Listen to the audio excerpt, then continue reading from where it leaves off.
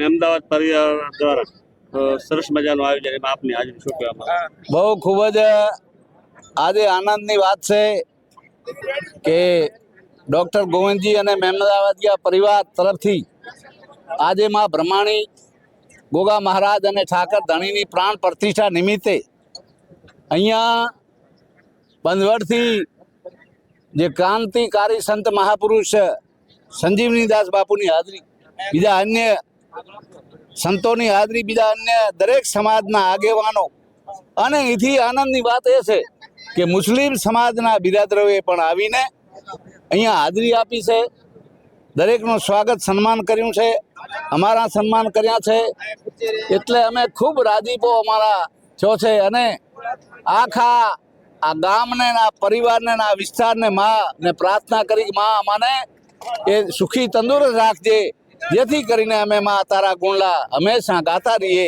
એવી શુભકામના. અને મહેમદાવાદ પરિવારને પણ ખૂબ ખૂબ શુભકામના આપીએ કે આવો આનંદ અવસર જેવો અવસર કર્યો છે એ બદલ ખૂબ એમનો આભાર. ખરેખર મહેમદાવાદ તો અદ્ભુત ગામ છે, જ્યાં સંપૂર્ણ સમાજ, સંપૂર્ણ વર્ગ, સંપૂર્ણ ધર્મ સાથે એક સાથે જોડાયેલો છે, અને એક સમરસ ગામ છે, એક ધર્મ સંભાવ ગામ છે.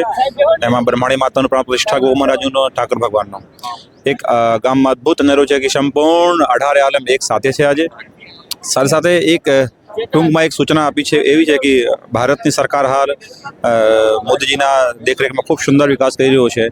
વર્તમાનમાં એક પ્રશ્ન છે વક્ફ બોર્ડનું, જે ખૂબ પ્રયાસ કરી રહ્યા છે મોદી સાહેબ. એના ઉદ્દેશ્ય માત્ર ને માત્ર જે પછાત વર્ગના મુસ્લિમ સમાજ છે એમના માટે વિચારના છે એમાં, જેમાં એ લોકોનો પણ સમાવેશ પણ થાય.